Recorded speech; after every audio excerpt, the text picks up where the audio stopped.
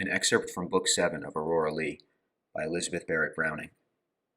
Truth, so far in my book, the truth which draws through all things upwards, that a twofold world must go to a perfect cosmos, natural things and spiritual.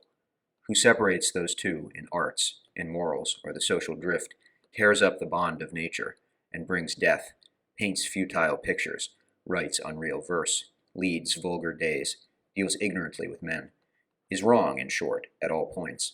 We divide this apple of life and cut it through the pips. The perfect round which fitted Venus's hand has perished as utterly as if we ate both halves. Without the spiritual, observe, the natural is impossible. No form, no motion. Without sensuous, spiritual is inappreciable. No beauty or power.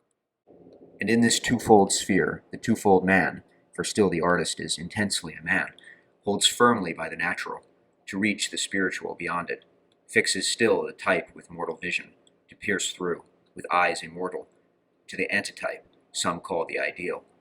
Better call the real, and certain to be called so presently, when things shall have their names. Look long enough on any peasant's face here, coarse and lined. You'll catch Antinous somewhere in that clay, as perfect-featured as he yearns at Rome, from marble pale with beauty.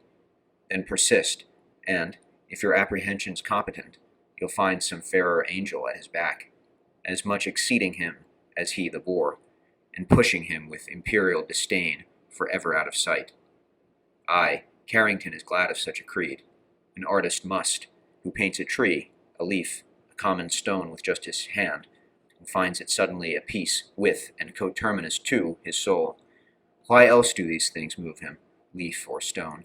The bird's not moved, that pecks at a spring shoot, nor yet the horse before a quarry, a graze.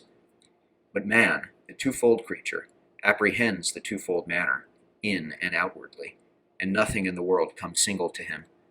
A mere itself, cup, column, or candlestick, all patterns of what shall be in the mount, the whole temporal show related royally, and built up to etern significance, through the open arms of God.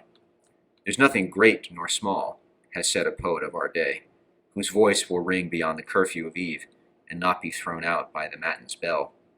And truly, I reiterate, nothing small, no lily-muffled hum of a summer bee, but finds some coupling with the spinning stars. No pebble at your foot, but proves a sphere. No chaffinch, but implies the cherubim. And, glancing on my own thin, veined wrist, in such a little tremor of the blood, the whole strong clamor of a vehement soul doth utter itself distinct. Earth's crammed with heaven, and every common bush afire with God. But only he who sees takes off his shoes. The rest sit round it and pluck blackberries, and daub their natural faces unaware, more and more from the first similitude.